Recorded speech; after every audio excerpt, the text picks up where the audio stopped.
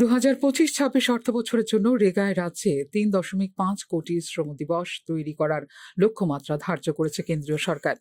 সংসদে চলতি বাজেট অধিবেশনে এই প্রস্তাব রেখেছে কেন্দ্রীয় সরকার। কেন্দ্রীয় সরকারের এই সিদ্ধান্তে ত্রিপুরার গ্রামীণ অর্থনীতিতে যুক্ত হবে ১৫০০ কোটি টাকা বলে মঙ্গলবার জানিয়েছেন মুখ্যমন্ত্রী।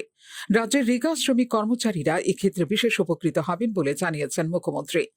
গত বছর রেগায় ৩ কোটি শ্রম দিবস তৈরি করার লক্ষ্যমাত্রা নিয়েছিল কেন্দ্রীয় সরকার, কিন্তু এবার ৩.৫ কোটি শ্রম দিবস তৈরি করার লক্ষ্যমাত্রা ধার্য করেছে কেন্দ্র, যা একটি উল্লেখযোগ্য বৃদ্ধি বলে মঙ্গলবার জানিয়েছেন মুখ্যমন্ত্রী ডাক্তার মানিক সাহা। বিশেষ করে গত বছর বিধ্বংসী বন্যার কথা বিবেচনা করে এই বৃদ্ধি গ্রামীণ জীবিকার ক্ষেত্রে বিশেষ সহায়ক হবে বলে জানিয়েছেন মুখ্যমন্ত্রী। কেন্দ্রীয় সরকারের এই সিদ্ধান্তের কারণে প্রধানমন্ত্রী নরেন্দ্র মোদীকে ধন্যবাদও জ্ঞাপন করেছেন মুখ্যমন্ত্রী ডাক্তার মানিক সাহা।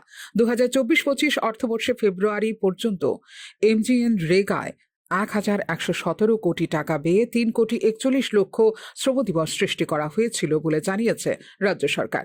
এমজিএন রেগার আওতায় প্রত্যাশিত অর্থের পরিমাণ হল ১,৩৬০ কোটি টাকা বলে ২০২৫-২৬ অর্থবর্ষের বাজেট প্রস্তাবে উল্লেখ করেছিল রাজ্য সরকার।